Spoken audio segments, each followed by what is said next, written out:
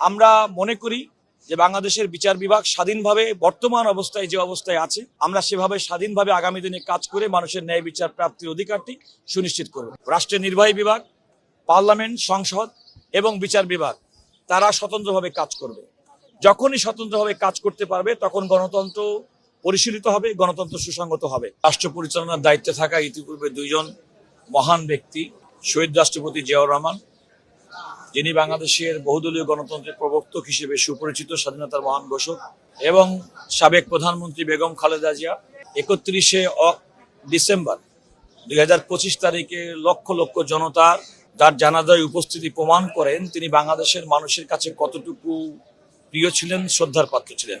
তিনিও বাংলাদেশে মানবাধিকার, গণতন্ত্র সুরক্ষা করার জন্য আপসহীন সংগ্রাম করেছেন। তিনি আপসহীন নেত্রী বলে পরিচিত।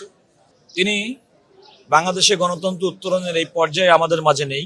রাষ্ট্রের নির্বাহী বিভাগ, পার্লামেন্ট, সংসদ এবং বিচার বিভাগ তারা স্বতন্ত্রভাবে কাজ করবে। যখনই স্বতন্ত্রভাবে কাজ করতে পারবে তখন গণতন্ত্র পরিশীলিত হবে, গণতন্ত্র সুসংগত হবে। আমি মনে করি এ যাবৎকালে বিশেষ করে এই গণতান্ত্রিক সরকারের যে যাত্রা শুরু অভিপ্রায়, এখনো পর্যন্ত আমরা কোনো ধরনের নির্বাহী বিভাগের পক্ষ থেকে কোনো ধরনের ইন্টারফিয়ারেন্স আমরা এখনো লক্ষ্য করিনি।